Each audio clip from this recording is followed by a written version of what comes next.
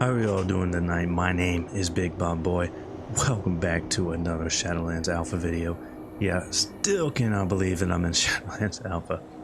Unfortunately, I was a little bit sick this week, so kind of low energy recording this video. But yeah, Revendreth. And I don't know if you noticed, but I actually didn't make a video on Bastion. And the reason for that is I really don't like doing overly negative videos. And a video on Bastion would have been overly negative because I didn't really like that place. So the fact that I am doing one on Revendreth should let you know Revendreth is actually really good. I'm kind of surprised. After Bastion I didn't have really high hopes, but it's been really fun. There was quite a few problems with testing it, so lots of disconnects and some quests that you couldn't complete. Even still, I had a lot of fun, even in its, very early state. I just had a lot of fun with it. So for the quests, they're actually pretty good. Not too many that were overly boring.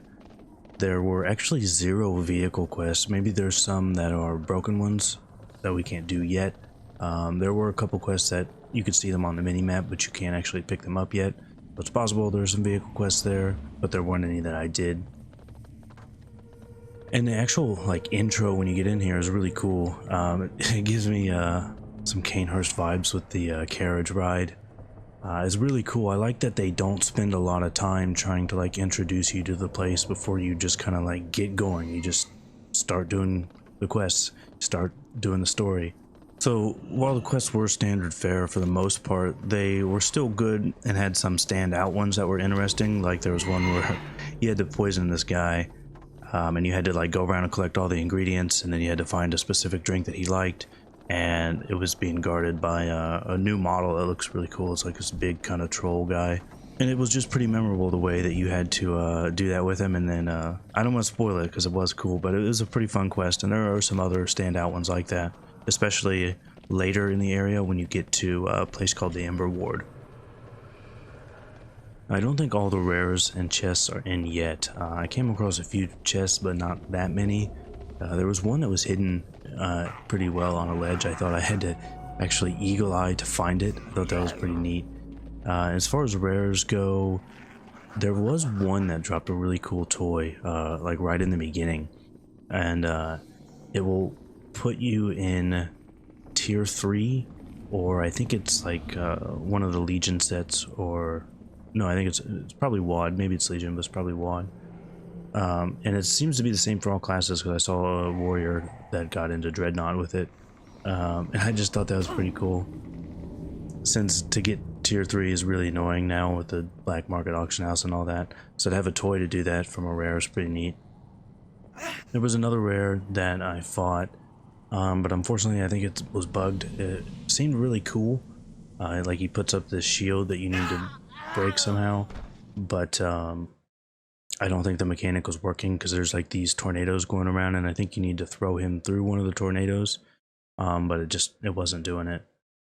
There were also a lot of other rares where they were marked as rares, but they didn't show up on the mini-map, so I don't know if that's just a phasing issue or those guys aren't actually going to be rares. It's just kind of something they dropped in there for now. And the zone itself looks amazing, really good. So they always really just nail that kind of spooky vibe, right? I mean, think about some of the best zones. For me, the best zone in Classic is definitely Duskwood, and in BFA it was Drustful. I think they just really know how to nail that kind of vibe, and they've done it here in Revendreth.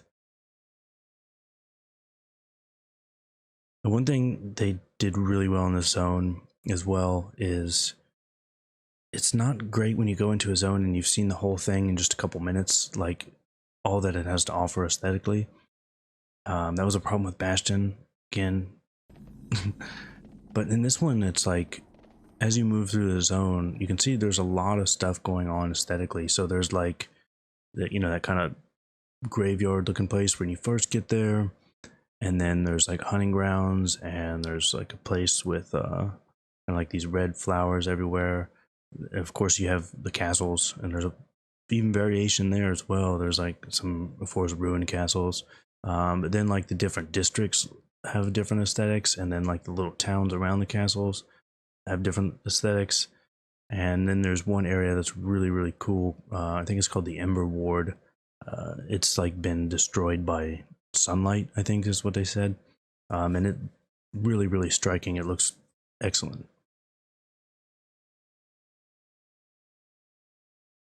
Now, for the story of Revendreth, I don't actually want to spoil it because it was actually pretty interesting.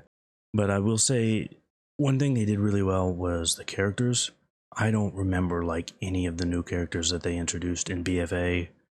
I don't remember any of the new characters really they introduced in Legion as far as, through questing.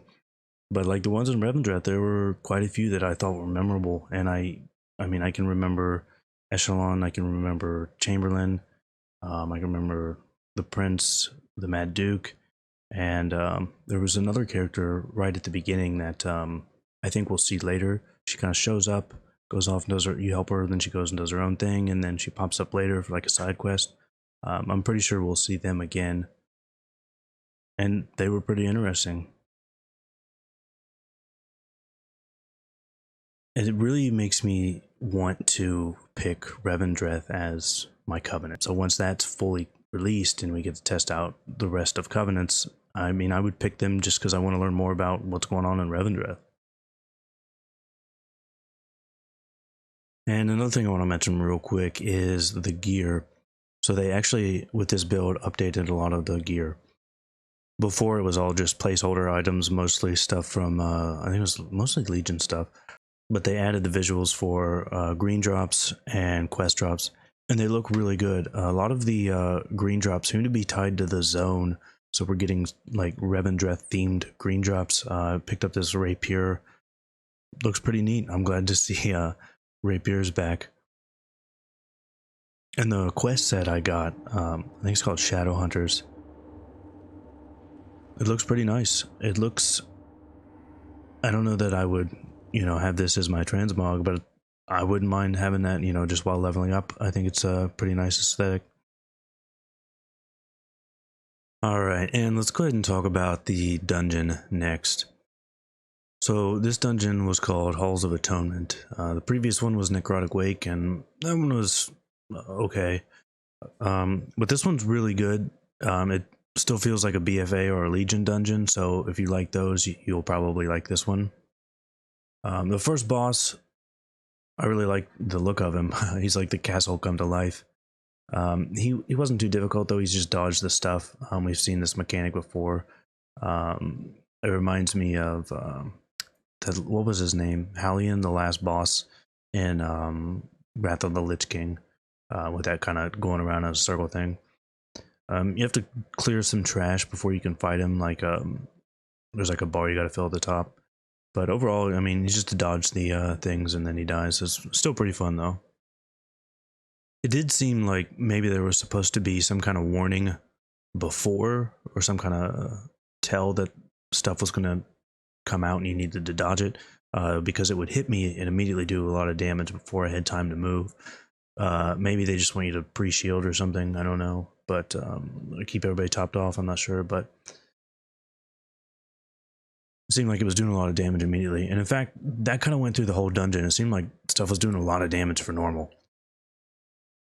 The second boss was really, really fun though. So the way you're supposed to do the mechanic is like you kill these guys, and then he will hit you with this like jump or crush or something, and you need to use that to clear those mobs. But we found that it didn't really work that way. Or didn't really work that good trying to do it that way. We actually wiped a couple times here. So what we ended up doing was using a statue to tank them, and also kind of kiting them around. They seemed susceptible, so I was putting tar everywhere. And then we just burned the boss, and that actually worked out pretty good.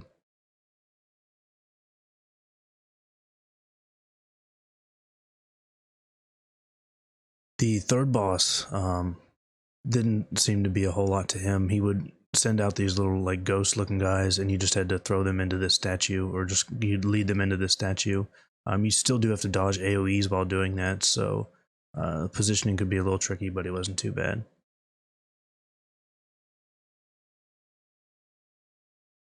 There were some pretty annoying trash pulls in this dungeon around this point as well.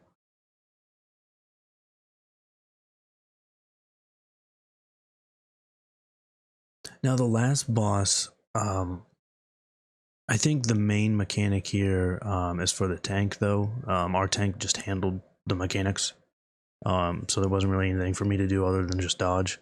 Would like to see what his mechanics actually are. I'm going to try and run it again. But the tank just handled all the mechanics by himself, so I don't think it's too difficult. But overall, I actually really like this dungeon. I really like the story significance of it.